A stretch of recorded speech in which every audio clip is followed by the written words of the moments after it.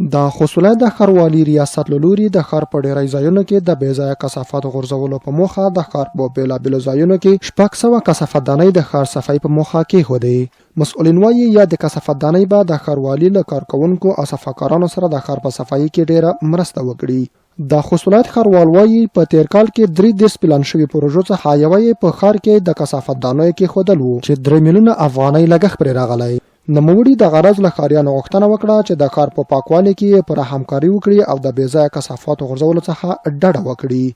دا کثافت دانۍ تقریبا دې لپاره موږ 3 میلیونه پیسې ځانګړې کړې وې چې دغه په بدل کې موږ تقریبا تاسو وینئ چې 600 د کثافت دانۍ واخیستلې او ان شاء الله تعالی موږ به دا د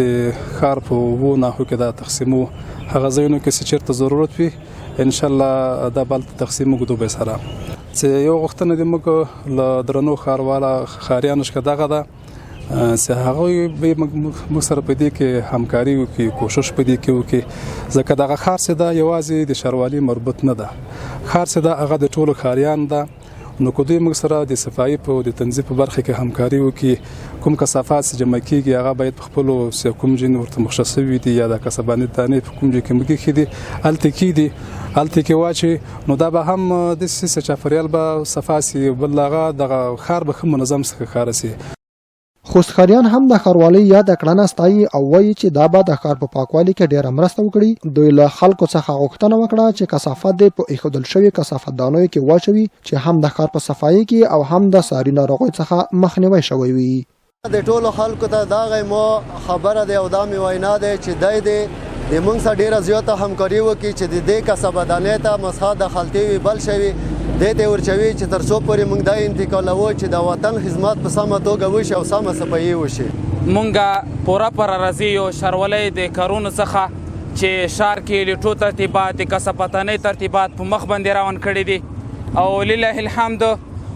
وطن پرمختګ په لور روان دی. په دې به شکریا ادا کوو خو بیا هم خوست میشتو ته او بالعموم مونږ خپلو خوست میشتو ورونو ته دا خبره کوو چې باید مونږ تاسو ټول چې کوم هغه د چټلۍ والا شیان دي باید هر د ښار د چټلۍ جوړونکی شی باید کثافت دانۍ ته واچول سي. څخه موږ ډېر راضي یو چې دی ډېر سهولت رامنځته کړلو نو د ښاریانو څخه هیله کېږي چې دی د کثافت دانۍ جوړې کړي کثافات خپلو کثافت دانۍ ته واچوي نو موږ چې کثافات په سړکو کې چوو لښتیو کې چوو نو دې څخه ډېرې ستونزې رامنځته کېږي فصلونه خرابېږي لښتې بندېږي پیپونه بندېږي نو باید خپل کثافات دانۍ ته واچوو. دا یادونه ول ده چې د خوست ښاروالي له دې مخکې هم په یو شمېر ځایونو کې ورته کثافت دانۍ کېښودلي چې په اړونده سیمو کې د زیاتو بې ځایه کثافاتو غورځولو څخه مخنیوی شوی.